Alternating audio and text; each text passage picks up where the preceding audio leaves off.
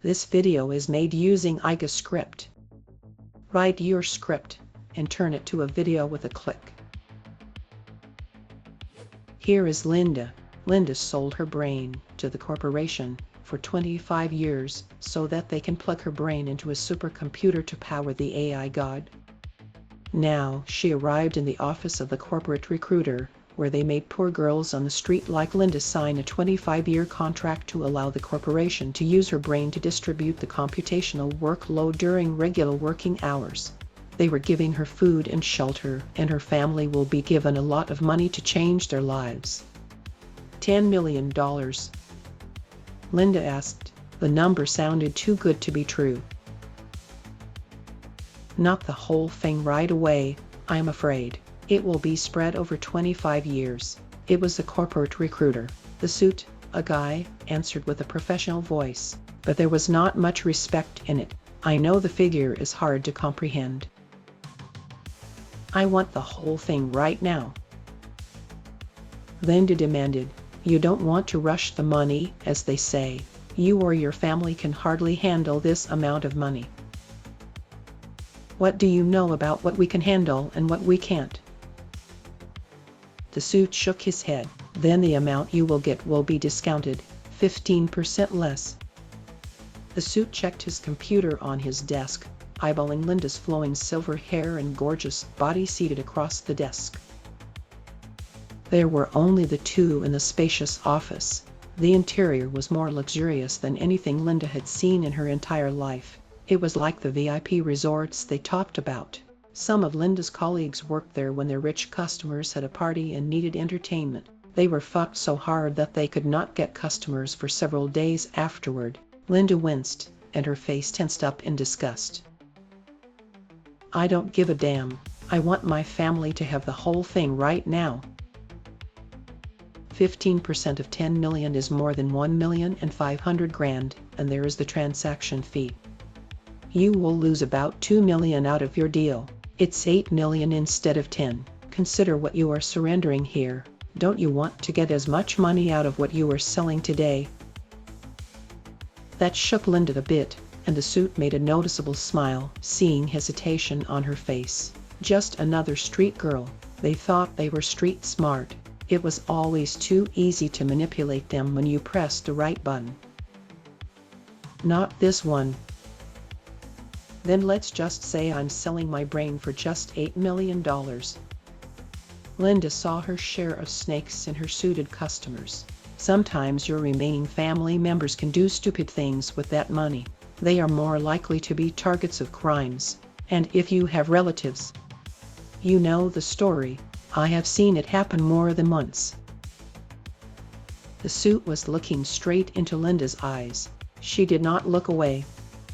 How do I know you will keep your end of the deal? An attorney will tell you how secure it is, and we even cover the attorney's fees for you. The suit smiled. He did that when he smelled desperation.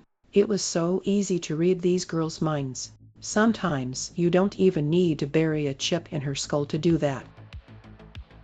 The money is already out of our hands when you sign that paper. The First Continental Bank will take care of the rest. We even pay for the income tax for all those 25 years.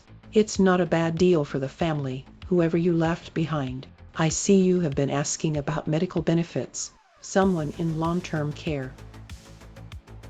The whole thing. Linda would not budge. So be it, then. You are throwing away $2 million. Linda sighed in relief. At least that part of the bargain was now over. Once you sign that form, there's no turning back. I will give you 15 minutes. You can relax and have a smoke. Just don't leave this room. Some people change their minds at the last minute, and that is absolutely fine. Just make sure you make the right decision for you. It was a lie. They never walked away. When they had to walk into this office, they were already out of options. But the illusion of choice was always a good way to make them bend to your will, sometimes just as good as having a chip on their skull, though. The suit stood up. Linda thought he was giving an excuse to have his own break. Please excuse me for a second. He stepped out of the door after touching the screen behind the desk to rerun the introductory video. Linda was alone in this spacious office. There was no window, but Linda could hear the wind brushing through the walls surrounding her on the high-rise towering over the seedy side of the city where she worked and lived. She expected she could look at the city one last time as a free woman and was disappointed by the loss of the opportunity. Maybe they got rid of the windows in this room deliberately, so that their prey does not change their minds in the last minute. Those snakes. She lit her cigarette and exhaled. At least they had the decency to have an ashtray in the room. The introductory music and meaningless smiling faces passed. A cheerful female voice started her narration once again. The video bores the hell out of everyone. I'm impressed you are still awake. The suit again. Did you enjoy your smoke? Can I smoke once I become your computer part? We don't call our subjects that, but in your free time and if you can find a cigarette, of course. Another figure followed suit into the office through the open door. It was a female scientist figure in her 30s, wearing a white lab coat that hugged her body tightly. It looked more like a kimono, Linda thought. The woman shot a glance at Linda's humble clothing. Linda chose her loose t-shirt and shorts for the day's attire. Her profession did not require much clothing, after all. Hi, I am Charlotte. Once you sign up, I will be your caregiver and trainer for your conversion. A charming smile. Linda was also impressed by her vibrant skin. So tight, so radiant. But she knew better than to let her guard down. She was about to sell her brain to the company. She heard rumors. The money would be good, but you are done as a human being. You become a fembot, a mindless robot made of flesh and bone. Would you let me go home after working hours? We borrow your brain to run our computer system, and we will program your mind so that we can tap into some of your brain functions while you are connected as a part of the system. But this cannot go on all day. We are not sending you back to your old home, but you will have a new one. A better one. Charlotte did sound like a fembot. Professional, polite, but emotionless. Linda wondered if the company turned its scientists into fembots, too. So what is my routine?